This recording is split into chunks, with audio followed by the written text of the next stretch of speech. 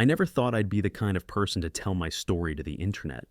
I'm not usually the share my emotions with strangers type, but there's something about this story that feels almost poetic. Painful, yes, but poetic.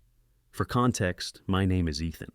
I was 25 when all of this started. Back then, I was just a guy trying to figure out life, juggling two jobs, saving money wherever I could, and dreaming about the future.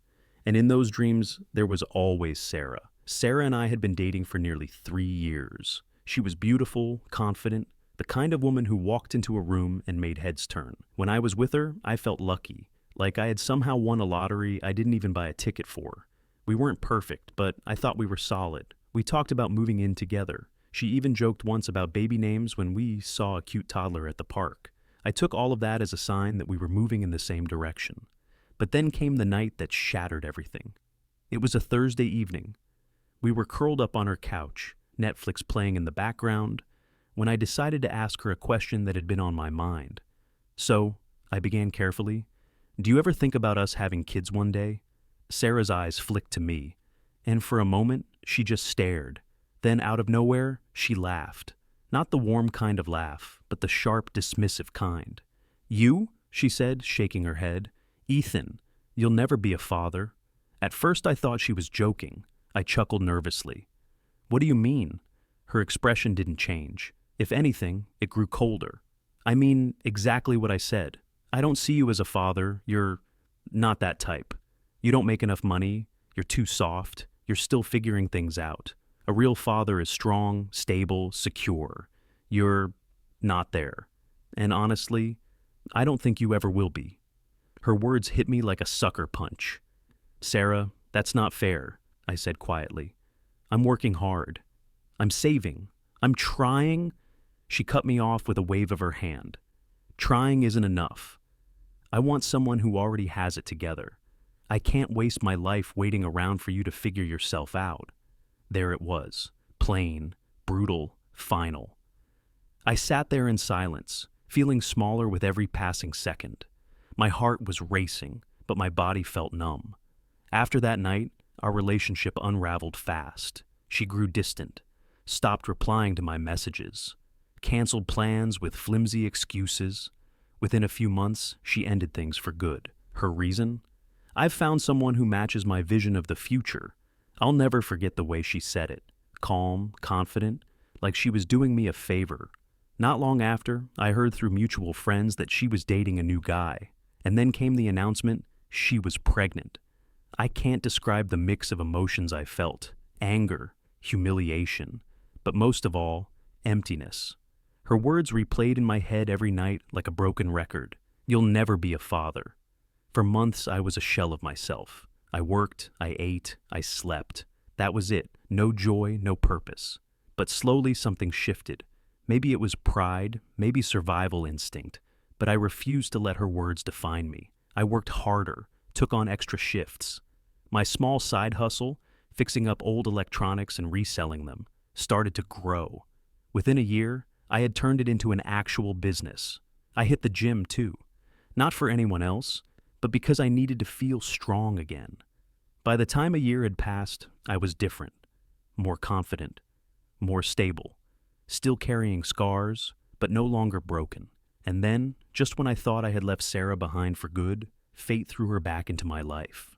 I was at the mall one Saturday afternoon, shopping for a suit for a friend's wedding. I had just stepped out of a store when I heard a voice I hadn't heard in a year. "Ethan?" I froze. Slowly, I turned around. There she was, Sarah. She looked different, tired, the kind of tired that sleep doesn't fix. In her arms was a baby boy, maybe 6 or 7 months old. And standing next to her was a man I assumed was her husband, glued to his phone, not even glancing up. My stomach twisted. We made awkward small talk. She asked how I'd been. I kept my answers short. The baby began to cry, loud and relentless. Sarah rocked him gently, bouncing him up and down, but it wasn't working. Her husband didn't move an inch. He just muttered, "Handle it," and went back to scrolling. I don't know what came over me, but I said, "Want me to try?" Sarah hesitated, then handed me the baby. And the strangest thing happened. The second he was in my arms, he stopped crying. Completely. He looked up at me with these big, curious eyes, grabbed a fistful of my shirt, and snuggled against my chest. I froze. My heart pounded. I don't know how to explain it, but something in me cracked open in that moment. When I finally handed him back, Sarah stared at me with an expression I'll never forget. Regret. A week later, I got a text from an unknown number. Thanks again for helping at the mall. Lucas really liked you. Lucas. That was the baby's name. I didn't know what to say, so I just typed back, anytime. But it didn't end there.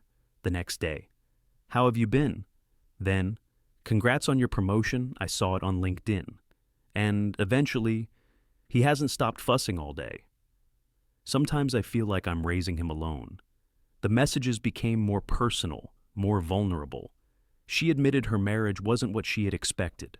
Her husband was distant, dismissive, sometimes cruel. He never helped with Lucas. Some nights he didn't even come home. I told myself not to get involved, that it wasn't my business. But then came the text that broke me. Would you mind coming by? Lucas won't stop crying. And he calmed down with you that day. I stared at my phone for a long time.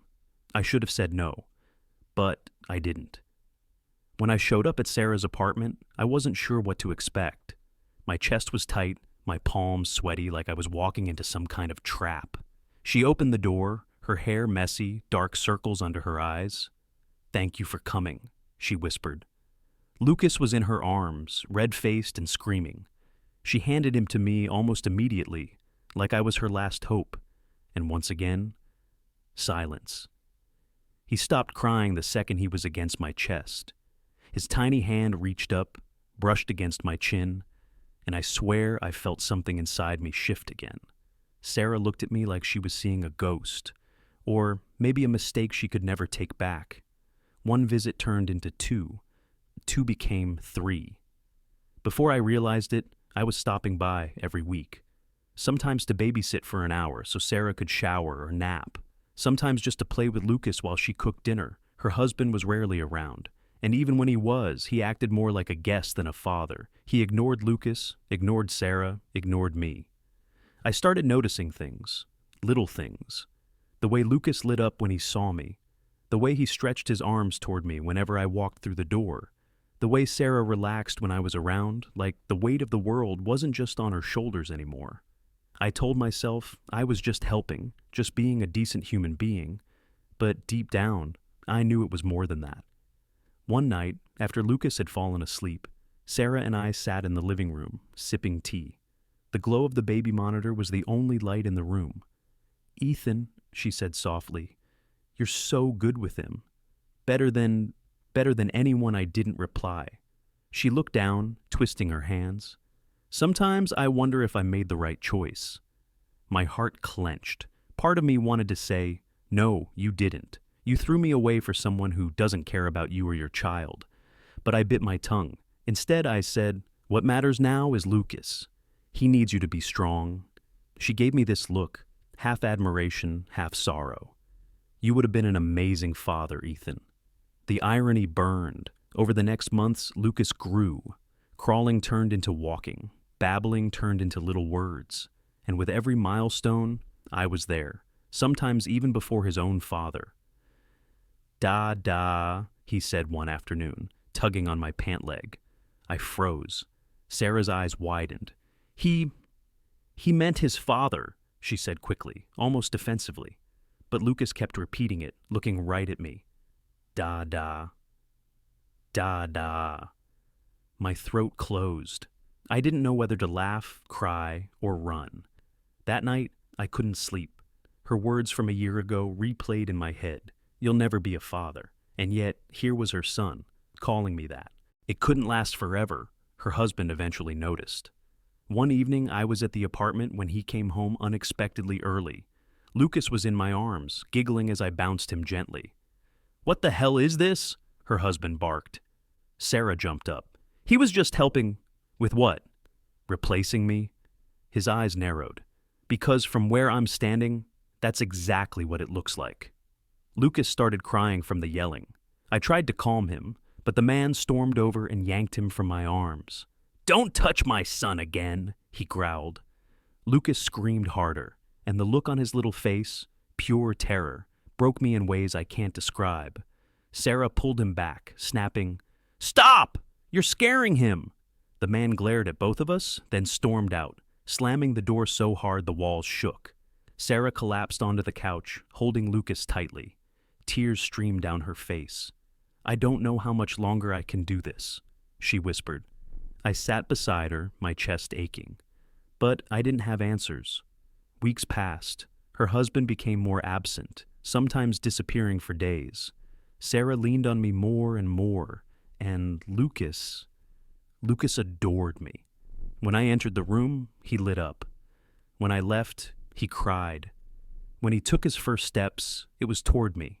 I found myself rearranging my life around him, canceling plans, shifting my business schedule just to be there. And every time Sarah saw him cling to me, her eyes filled with something I couldn't quite read. Regret, longing, maybe both. One quiet evening, after Lucas was asleep, Sarah and I sat on the balcony. She poured herself a glass of wine, offered me one too. "I don't know how I ended up here," she said softly, staring into the night. "Married to a man who doesn't care, raising a child practically alone, and then you walk back into my life like some cruel reminder of what I threw away." I stayed silent, unsure where she was going. She turned to me, eyes glistening. "Ethan, I was wrong. About you, about everything. You are a father, more than he'll ever be." For a long moment, neither of us moved. Then she leaned closer, her lips brushing mine. I pulled back. My chest was tight, my heart racing. "Sarah, no, this isn't right." Tears welled in her eyes. "I'm sorry. I don't know what I'm doing anymore." She stood abruptly and went inside, leaving me alone on the balcony. That night, lying in bed, I thought about everything. The past, the present, the little boy who called me Dada. Sarah had once told me I'd never be a father, but now, in every way that mattered, I was one. Not biologically, not legally, but emotionally. And I had to decide. Would I keep being part of this child's life, even if it meant entangling myself with Sarah again? Or would I step back, protect my heart, and let Lucas grow up without me? The choice felt impossible. The breaking point came 2 weeks later. Sarah called me, her voice trembling. "Can you come? Please, it's bad." When I arrived, I found her husband raging, shouting about money, about how Lucas wasn't even worth the trouble. His words were slurred. He was drunk. Lucas was wailing in the corner. Sarah stood between them, shaking. Something inside me snapped. I stepped between them, my voice calm but firm. "That's enough." The man sneered at me. "What are you, his dad now?" And then Lucas cried out through his sobs, "Dada!" reaching for me. The room went silent. Sarah covered her mouth with her hands, tears streaming. Her husband's face twisted with rage. But for once, I didn't feel fear. I felt clarity. I picked Lucas up, held him close, and whispered, "I've got you, buddy. I've got you." In that moment, I realized Sarah was wrong. I wasn't just capable of being a father. I already was one. That night changed everything. Sarah's husband packed a bag and left. No apology, no attempt to fix things, just slammed the door and disappeared into the night. Sarah filed for separation a week later. She didn't even try to fight for the marriage anymore. She was done. In the weeks that followed, I became even more present, driving Sarah to appointments, helping with groceries, reading bedtime stories to Lucas. At first, I told myself it was temporary, that I was just filling the gap until she got back on her feet. But the truth was undeniable. Lucas wasn't just some kid I was helping with. He was my kid. Not by blood, but in every way that mattered. Of course, people noticed. Friends whispered behind my back, "Isn't it weird, helping your ex raise her son?" Even my mom sat me down one evening. "Ethan," she said gently, "are you sure about this? You're young. You could meet someone else. Start fresh." I understood their concern. But when Lucas climbed into my lap and giggled as I made silly faces, none of that mattered. He needed me, and maybe, just maybe, I needed him even more. The moment that sealed it came on Father's Day. Sarah handed Lucas a little crayon-colored card. On the front, in messy letters, it said, "To Dada." I laughed nervously. "This is for your dad, buddy." But Lucas shook his head, pressed the card into my hands, and said, "No." For you, I felt my throat close up. Tears blurred my vision. I pulled him into my arms and whispered, "Thank you, buddy." "Thank you."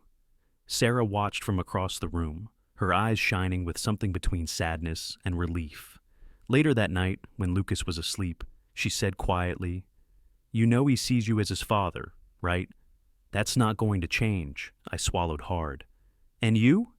What do you see me as?" She looked down, then back up at me. The man I should have chosen.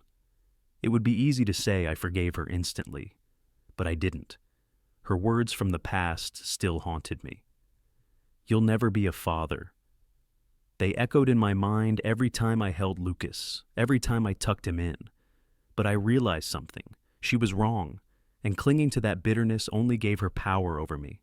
So one night, I told her, "Sarah, I forgive you. Not because you deserve it, but because Lucas deserves the best version of me. And that version isn't stuck in the past." She cried, and for the first time in years, so did I. It's been 3 years since that night at the mall, when Lucas first grabbed my shirt and stopped crying in my arms. Sarah and I never officially got back together, at least not in the traditional sense. We're complicated. Some days we feel like a family. Other days we're just co-parents who happen to share a history. But Lucas, he's my son. Period. He runs to me after school, yelling, "Dad!" He brags about me to his friends. He even insists I'm the one who makes the best pancakes, even though Sarah disagrees. And the funny thing, the man Sarah married, the one she thought was father material, hasn't so much as sent Lucas a birthday card. Not once. Sometimes life doesn't give you what you think you want. Sometimes it gives you something better, hidden inside heartbreak, wrapped in pain. Sarah once told me I'd never be a father. She was wrong. Because today when a little boy calls me dad and means it with every fiber of his being, I know the truth. I'm not just a father, I'm his father. And no one can ever take that away from me.